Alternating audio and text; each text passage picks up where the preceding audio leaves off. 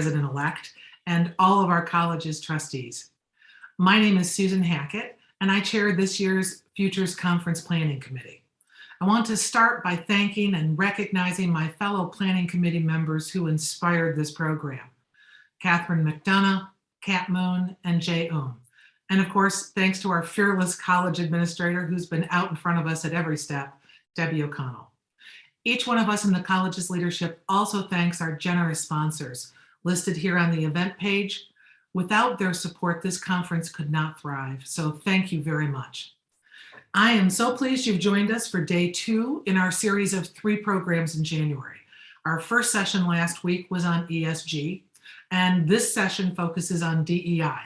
Next Tuesday, our last session, will examine the digital transformation brought on by the 4th Industrial Revolution, otherwise known as 4IR.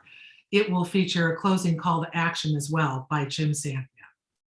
Please note that video from our opening plenary session in November is up on the COLPM website, and that we'll also mount the videotaped portions of these 3 January programs as soon as we're able to post them. And we're also creating a shared library space for materials that are related to our conference discussions. We'll stock it with some good resources for your consideration, and we welcome your submissions or links or copies of additional materials that you'd like to add as well. A link for that library and where you can make your submissions will be up on the COLPM website soon. Now, if you tuned in for last Tuesday's conversation on ESG, you got to hear me, lucky you, explain why our planning committee chose this format and these 3 discussion topics. I won't repeat all of that now, but I would remind you that our intention is twofold. First, we want to host a robust and meaningful conversation amongst college fellows on what we see as the most important issues of our time, as well as the issues that will most greatly impact our future. And then second, we want to capture the best thinking of the college's brain trust in a report that will be written to capture what's produced at this conference. We'll host the report and its creation online, both for those who take up our challenge to help write it, and eventually as an offering for the profession. So as you engage today, please do work with your facilitators to capture your thinking, your observations and experiences, your takeaways and suggestions. Your work will provide the basis for our report. So on to today's subject, DEI, diversity, equity, and inclusion.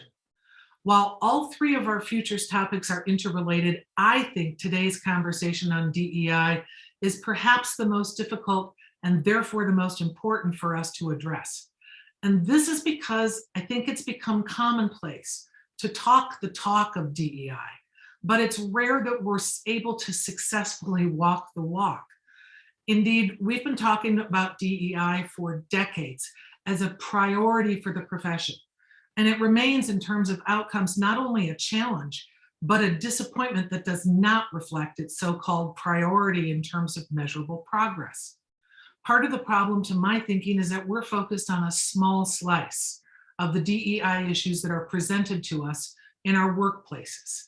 And we don't take the time to appreciate or think comprehensively about the macro and micro DEI issues facing us or others, or how we might change ourselves to better address them. Diversity is the first component, and it is everyone's responsibility. It encompasses more than a conversation about race or gender or abilities. It is a valuing of those things that make us different, as well as a valuing of those things that we share in common, our strengths and our personal qualities, where we live and where we come from, how we spend our lives, what we strive for.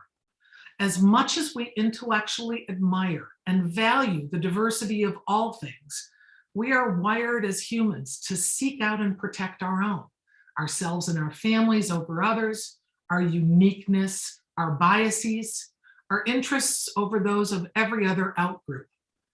I know I have failed more than I've succeeded in living up to my DEI ideals in my own life. And maybe you share my feelings that we all preach the importance of diversity in our professional context without sufficient investment in addressing the personal and painful reforms that diversity demands we confront. Equity is something that we as lawyers should understand better than any other group. Its mission isn't to make everyone and all things equal, but to seek out inequalities and address them. So it's a journey, not a destination. A focus on equity allows us to identify how diverse advantages and disadvantages impact people's lives.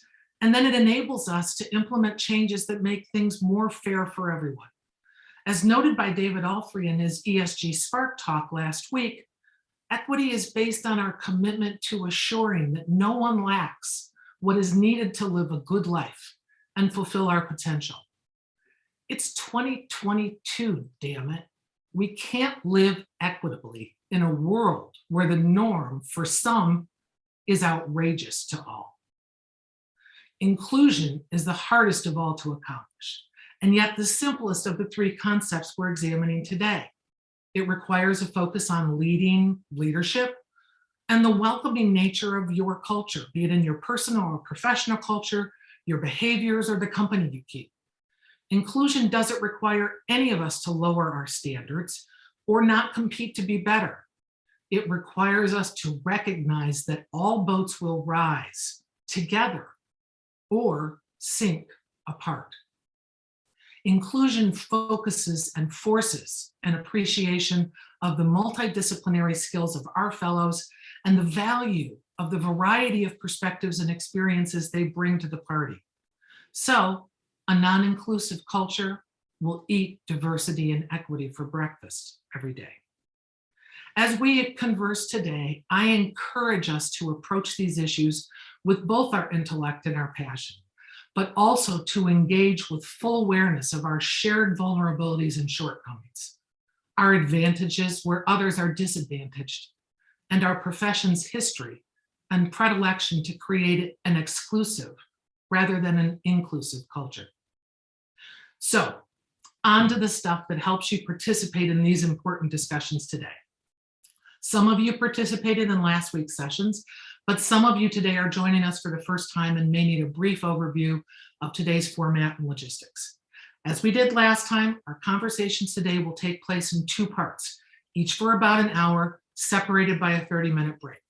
You'll stay with the same group for both conversations since the topics are designed to build off each other. The first conversations focus on questions to help you consider DEI broadly, followed by an exercise in the second discussion that asks you to imagine successful ways to address concerns and offer ideas for improved results. Each group has a number from 1 to 10, and you were assigned to a group in the email you received with the login information for this Zoom event. If you don't have that handy, Debbie has posted the groups and assignments on a link on the chat on the event page. One quick note to those of you who joined us last week, the groups this week are resorted, so make sure you join the conversation group and the facilitators you're assigned to for this week.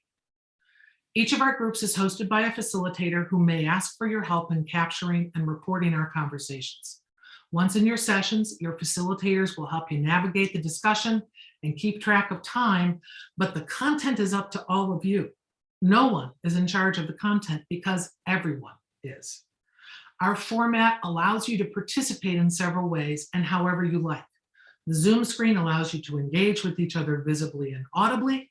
And we've also created a Google Jamboard for each session, which hosts the questions you're to address and allows you to contribute written notes with your thinking. The link to join your Jamboard will be in the chat in your discussion room. These links will remain open for about a month after the conference, so you can return and reread or make additional contributions as you like, if you like. Remember our discussion rules. Some call them Vegas rules, some call them Chatham House rules. The rooms we're talking in are a safe place for open conversation without attribution, and we are not recording the Zoom. So also we ask you to be respectful of others and do not share those Jamboards with others who weren't at the program. Sharing general takeaways or ideas with those who weren't at the program is fine, but it's the college that will publish our findings after putting together the wisdom captured on all of our conversations and Jamboards. So don't get out in front of that, please. Now, when it's time for you to break based on the timing you and your facilitator choose, you're welcome to take a bio break or grab some refreshments and join the collegial networking in the lobby via the link on the event page. After your second conversation is finished, you're done with the formal program for the day, and we encourage you to relax for a while with your peers in the lobby, and then join us next Tuesday. One change from last week for our veterans: we labeled the breakout sessions last week by number and then by letter A for the first conversation and letter B for the second. It was pointed out to us by a number of people that created unnecessary complexity. So this time you enter your breakout room by choosing the only link provided with your group number for both the first and second discussions. Our substantive program kicks off with 2 Spark Talks of about 10 minutes each. These talks are designed to highlight our topic, the first with a broad lens and the second with a narrowed focus on legal practice, both of which have parallels to and lessons for your working life, no matter what your practice environment. And then after the Spark Talks, we'll ask you to sort yourself into your discussion rooms to get to work. So let's dive in with our first Spark Talk from Ed Sohn. Ed is a lawyer, product manager, services leader, and technologist. He is the Senior Vice President and Head of Product and Solutions at Factor Law, a new law company focused on transactional services. Ed's ability to see what's next and how to leverage it has been the rocket fuel for his incredible trajectory. And through the course of his career at King & Spalding, Thomson Reuters, EY Law, and now Factor Law, Ed has driven bold and meaningful innovation and technology agendas in the delivery of legal services.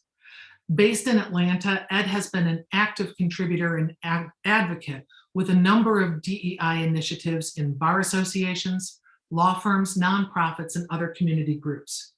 Most recently, following the March 16, 2021 spa shootings in Atlanta, Ed became a founding member of the AAPI Crime Victims and Education Fund, focused on providing financial assistance to Asian American Pacific Islander crime victims nationally, and education programs aimed at reducing hate-fueled violence toward the AAPI community.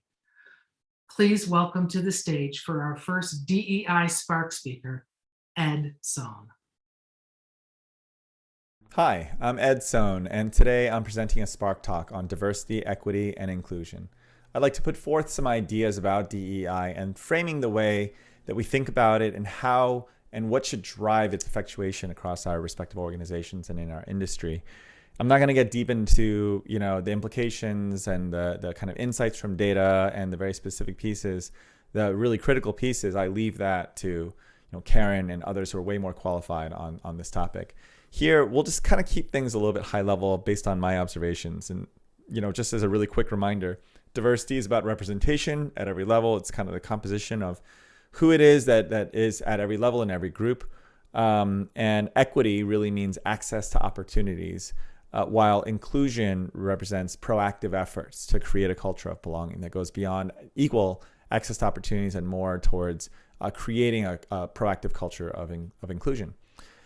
Defining DEI more could fill a whole bunch of time, and there's a bunch of interesting complexities around that that are less than straightforward. But for today, I just want to kind of keep this to the high level framing and really 3 frames around diversity, equity, and inclusion. The first one is one that we're really familiar with, I think, which is that DEI is good for business. It really is good for business. Study after study show greater financial performance, better strategic decision making for those orgs that promote and invest into DEI initiatives, and that's intuitive, right? Recruiting and including much more of the people with different perspectives should lead to a much richer, more multidimensional organization. But especially critical to the business right now in this time is the talent platform, with dust still settling on the Great Resignation, and especially among our millennial and Gen Z colleagues who have historically prioritized political perspective, meaning, purpose, culture, and people who don't check their beliefs at the door. And we've all had to shift our recruitment strategies and messaging to adjust for this tidal wave of talent that votes with their feet. And once they join your organization, will recast that vote with attrition. Legal is ultimately a talent business, and engaging this huge part of the workforce, yes, that's good for business for sure. So we'd like to say that DEI is good for business. And one reason why is because it seems like making a business case out of DEI makes it more real and more practical. And I love that. I mean, I really do. I love a good business case. demonstrating ROI should put that as a priority in the business. But does a business case make DEI a slam dunk? Can we trust the unstoppable forces of business to just kind of take care of the rest? While there's been some progress in DEI, many data support that there's still a really long way to go. And so historically, and again, I defer to Caren and others more expert on this, but from the data I've seen across industries and definitely within legal, DEI initiatives have not made big strides forward over the last 8 to 10 years, at all. And so then the answer is no, it's not an automatic slam dunk because the progress has been so slow. And why would that be? If it's so good for business and everyone's known this forever, then why haven't we come much further over the last 8 to 10 years? And I think I know why. I mean, at least I felt it in my own life, in my own lived experience, maybe a situation you've been in, hiring for a business critical role, a mid-level or an executive role even. You post the job and you get the applicants and you receive the short list and it's almost entirely not diverse. What do? Do you scrape to find a diverse candidate someplace, put them through an interview, and then you feel like you've checked the box? Or do you maybe delay filling the role, maybe a lot, hoping to source more diverse applicants that are in, very high demand and short supply in the market? At some point, isn't it almost irresponsible to the rest of the business to let that position just go unfilled, harming, burned out personnel that are covering and pulling double duty to cover for that missing resource? So, what it sounds like is in that kind of situation, diversity is not good for business. It doesn't feel like prioritizing diversity is good for business. And there are many other examples like this across equity and inclusion where there's some really difficult decisions. So what do we do when DEI is good for business until it isn't? Because there's a lot of other things, and DEI will have to get in line because a lot of things are good for business, presenting competing interests with a lot more inertia in our current systems. And so that leads to a second framing on DEI, which is that we must find a way to institutionalize this as a moral cause. We have to find a way to institutionalize it into our organization because it is a moral cause. There are underlying deficits, serious flaws that pervade our systems, and they are inequity and exclusion. And every time we don't prioritize equity and inclusion into everything that we do, inertia controls. And we will be reinforcing the inequity and exclusion that has been pervasive. Every hire, every promotion, every intern, every spot on an executive committee, every time an incident happens at the company that might challenge or change the way that we operate or not. This is what hangs in the balance. There's justice that hangs in that balance. And so it is more than just doing good for business. It is about doing good, period. Now, how do you institutionalize that? How do you institutionalize that when the business case maybe is not getting the job done, as we've seen? Well, that's what we do. That's what lawyers do. As people who manage legal teams that daily engage and provide legal counsel and are paragons of ethics and are professors of compliance in our organizations, we are perhaps best positioned to make permanent that need to balance what's right for the business against what's right, period. And there's lots of resources out there. There's credible initiatives, Mansfield Rule, the work of the Diversity Lab. There's GC pledges. There's ABA resolutions. There's data exercises that can be a forcing function and expose your organization's performance on DEI. None of these are a silver bullet by themselves, but each of them could tether our respective organizations to a little bit of accountability.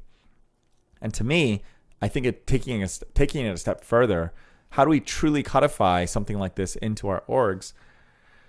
How do we make this a matter of binding contract? How do we make it something that's inside of our charters and inside of our employment agreements and inside of our investor disclosures? How do we install these behaviors and activities into the fabric of our organization, which means like code of conduct compliance, DEI being enforced at the level of ethical enforcement and ethical violation among people managers if it's not accorded to? How do we state it at minimum publicly and more than just on a website, but as an actionable core value in the organization? Not a subtenet that's 5 clicks down as part of a bigger, but something that actually is a central cause and tenet of belief in everything that we do in our orgs. And my point here is that when it comes to institutionalizing a moral cause, legal professionals, lawyers will know how to do this better than anybody. But that leads to the final framing, the final kind of quality to think about when it comes to really advancing the DEI cause. And I think that DEI will be effectuated and work when there's personal conviction. I'll tell you a quick story. About 10 months ago here in Atlanta, 8 people were killed in a shooting rampage, 6 of which were Asian women. And that captured the attention of the entire nation and the whole world.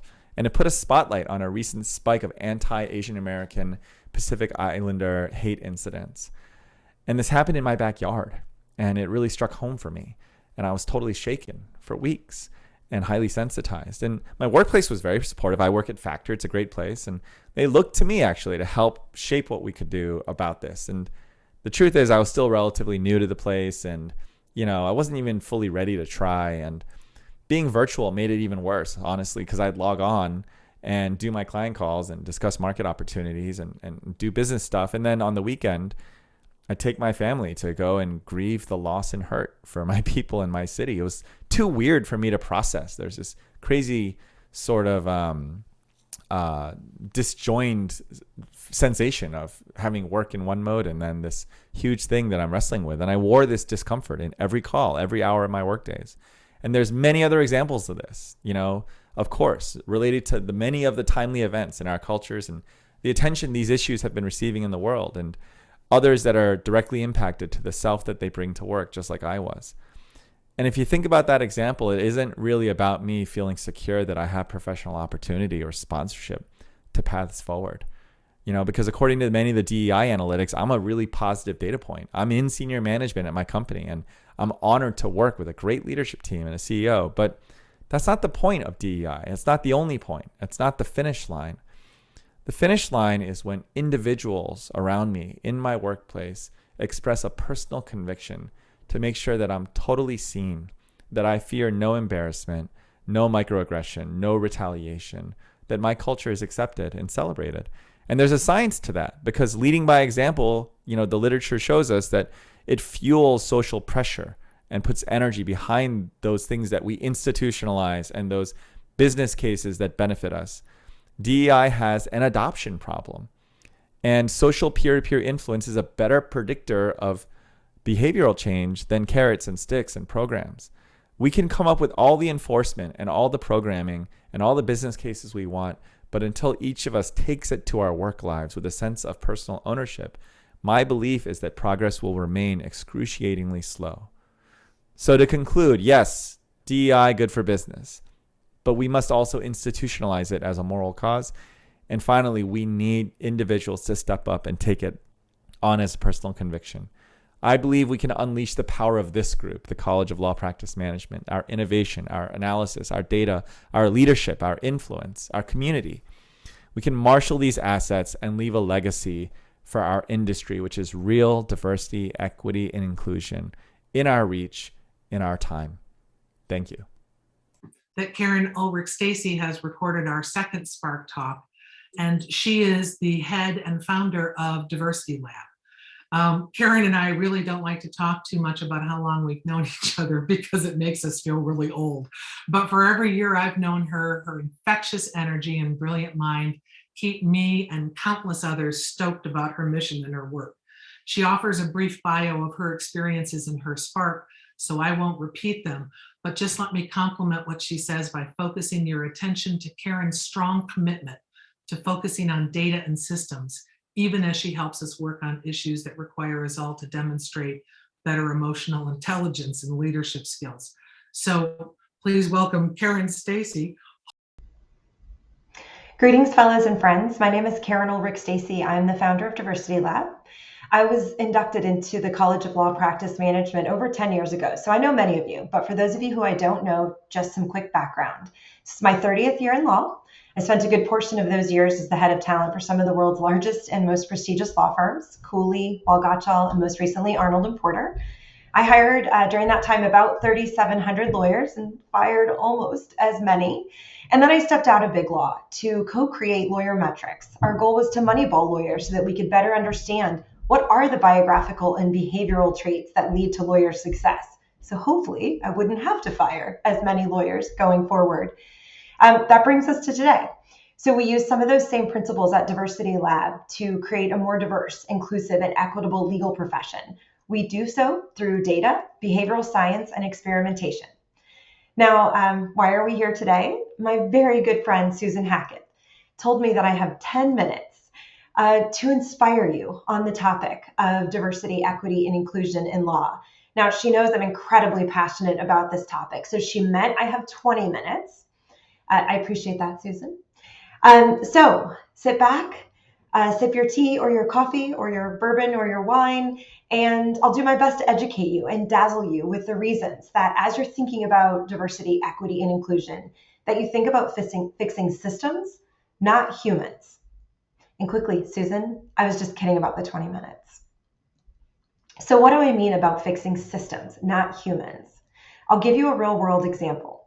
So in the 1970s, only 5% of the US largest orchestras were made up of women. Fast forward to the 80s and the 90s, 35% were made up of women. That didn't happen by accident. And it didn't happen by telling the decision makers to be more inclusive. And it didn't happen by asking the decision makers to attend unconscious bias training. Instead, it happened because of a systems change. In social science, we call it a bias interrupter, or even a design decision. By simply putting a curtain between the decision makers and the auditioners, they removed a lot of the unconscious bias that went into picking the orchestra. So no longer did age or race or gender matter. None of those unconscious or even conscious biases could seep in because of that curtain. They literally drowned out the bias so that all you could hear was the music, and that's all that matters. So why couldn't we just make smart people aware of these biases that they have and then help them train their brains to do something different? Many of you have probably read Daniel Kahneman's work. He has a great book, Thinking Fast and Slow. A lot of it is about our makeup of our brain and how our brain works. When you think about our prefrontal cortex, most of them are fully developed by the age of 25. So after that, what we did yesterday is what we're likely to do today, and what we're likely to do today is what we're likely to do tomorrow. We don't embrace change by default. It's definitely learned and sometimes forced. And in thinking about that, Daniel Kahneman wrote about the different systems that we have, System 1 and System 2. System 1 is what you enact when, for instance, someone swerves into your lane and you automatically swerve out. System 2 is the system when you stop, you pay attention, you make a decision, a conscious decision, a slow, methodical decision. So when you think about it, that actually plays out in our workforces and what we do all day and every day, in particular thinking about recruitment. I encountered this phenomenon when I was working in law firms. So very often we would get a resume from a woman who took a hiatus from the practice of law to raise children, sometimes for other reasons as well. But every time I presented her resume to a practice group leader, all of these biases would flood in. How do we know they left on their own volition? How do we know that they're going to be successful in coming back? They were out 10 years or 20 years. How do I know they're going to succeed at this now? So we had to think about it from a systems change, because not once in all of those years was I able to ever convince a practice group leader to even interview someone with a 10 or 20-year gap on their resume. So one of the first things we did at Diversity Lab was introduce 2 systems changes as it relates to returners.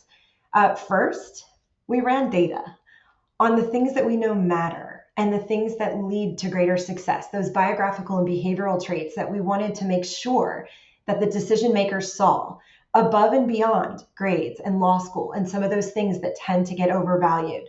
The second systems change that we did was that instead of having it be the typical hiring situation where it feels permanent, although we know it's not at will, it feels permanent or it feels like a long-term decision. We said it's not. It's a 1-year decision, both for the returners and for you as an organization, so that you can both test each other out. It's not a big change, but a change enough so that it doesn't feel as risky. Turns out in the last 7 years, we've been able to bring back over 95 women lawyers, 1/3 of whom are attorneys of color. And in thinking about after that year, Interestingly, 87% have been hired in longer term roles as a result. And if you look at that compared to our traditional lateral hiring process, not only did we remove some of those unconscious and conscious biases that go into hiring, it had longer longevity in terms of retention of this group of lawyers as well. Let me give you another example, the Mansfield Rule. Many of you might have heard about it. This is thinking about what unconscious biases go into leadership decisions and who's appointed or who's elected or who's hired into those roles. So about 4 years ago, we asked law firms and legal departments with whom we work to consider 30% diversity when thinking about diversity for historically underrepresented groups: women, racial and ethnic lawyers, lawyers with disabilities, and LGBTQ+ lawyers. It's consideration, not a quota. Consider 30% when you're hiring, when you're promoting into the partnership, and when you're thinking about appointments to leadership, practice group leaders, governance committees, management committees, board of directors. In doing so, just asking people to consider 30% as a systems change or as a bias interrupter has already led to the Mansfield Rule firms that have consistently participated since 1.0 to increasing the diversity of their management committees by 30 times the rate of non-Mansfield Rule firms. And I'll give you one last example. When we think specifically about the environment that we've been in the last 2 years and continue to be in, unfortunately, I think about the go-between from remote work to hybrid situations where there's some in-person, some hybrid, and that changes almost daily. What does that mean for how we work together? And in particular, if you think about associates, their careers sometimes are made or broken based on the type of work they get and whether or not they get quality work and feedback in order to advance, in order to grow, and potentially be prepared for partner. In our current work environment, typically, we go back and work with the same people that we worked with previously. Sometimes it's because we're comfortable. Those people look like us. That's the biases we bring to the table. Other times, it's just our lack of desire to change. So it's easier to work with that person who you've worked with a long time and you know they do a good job versus branching out and working with someone else. Well, one of the simple systems changes that we've worked with a couple of law firms on is having a directory of associates. So every time someone's staffing a case, we're simply asking you, before you go back to that go-to associate that you've used or worked with many, many times previously, check the directory. Look at people's expertise. Look at the type of work they want to do. And if you find someone that you could work with, give them a chance. And it's already led to diversifying and creating more inclusive teams. People don't readily or easily change their behaviors. I've been married 20 years. You can ask my husband. So these types of system fixes can interrupt the biases that they bring to the table in an effort to truly make it a more fair and equitable environment for everyone involved. Why does this matter in particular for the legal profession? These pictures probably say a lot of it. Our lawyers and other professionals go on to be POTUS and FLOTUS. They make up 52% of the Senate. They make up 36% of the House of Representatives, more than any other profession in the government. And not only that, they go on to lead companies. Kim Rivera was the CLO of HP and is now one of the division presidents. Kristen, CLO of Lyft, now one of the division presidents. Amy Weaver, CLO of Salesforce, now one of the presidents of the companies. And there are many, many more examples of lawyers leading sports teams, leading the NBA, the Major League Baseball Commission. So I can't say enough about the reasons that if we concentrate intently on creating a more inclusive legal profession, that also has a huge ripple effect on society as a whole, our communities, and our workplaces. So if you want to create a more inclusive and diverse workforce, think about all of the biases that seep into hiring, performance reviews, feedback, work assignments, promotions, and think about what are the curtains that you could put in place to remove the bias, to drown out that bias so that all you hear is the music. All right. Thank you for your time and attention. Susan, sorry, it's 11 minutes. Have a good day, everyone.